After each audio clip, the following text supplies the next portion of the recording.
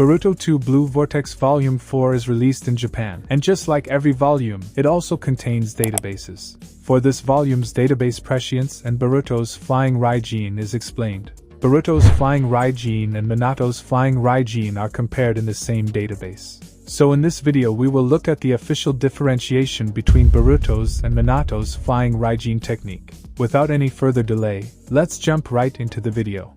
Firstly, let's compare infusing chakra with objects or marking an object. Boruto can infuse chakra with, or mark only metals with weight above a certain threshold. Basically something that can be felt while carrying, like shuriken, kunai, or something like coins.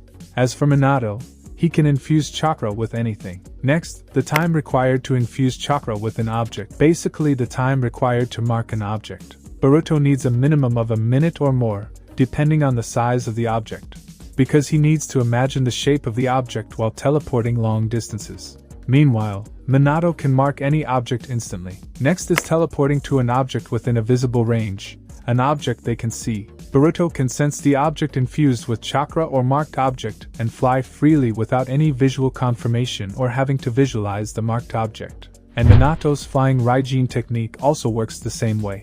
Next is teleporting to the marked objects at a faraway distance, which is not in visual range or eyesight. As I said earlier, it is necessary for Boruto to visualize the shape of the marked metal object from a faraway distance. That is why he cannot use common-shaped objects like shuriken and kunai for long-distance teleportation. He uses differently shaped metal symbols like the sun and leaf ornaments that Boruto usually wears. By doing this, Boruto avoids failing to teleport to a specific faraway distant location.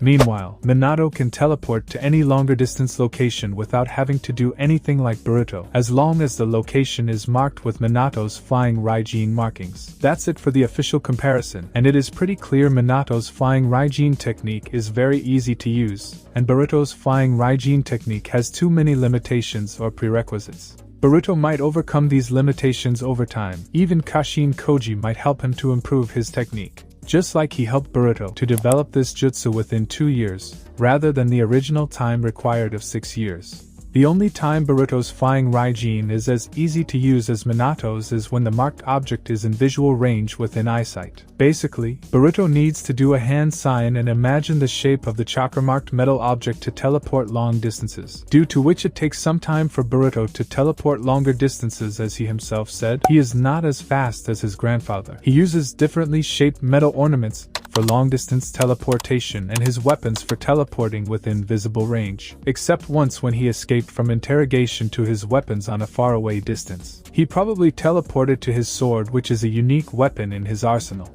In simple words, Boruto's Flying Raijin is like Obito's Kamui teleportation or Sasuke's Rinnegan-based teleportation, and Minato's Flying Raijin is like a summoning jutsu. User summons himself to an earlier marked location.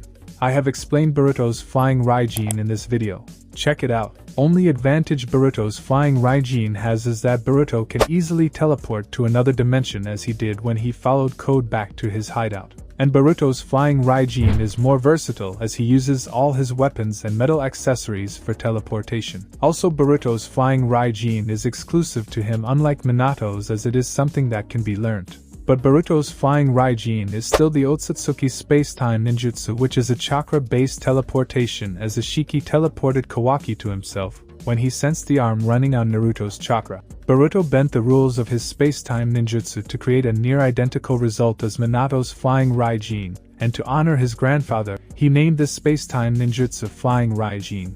This comparison has proved once again what Koji said.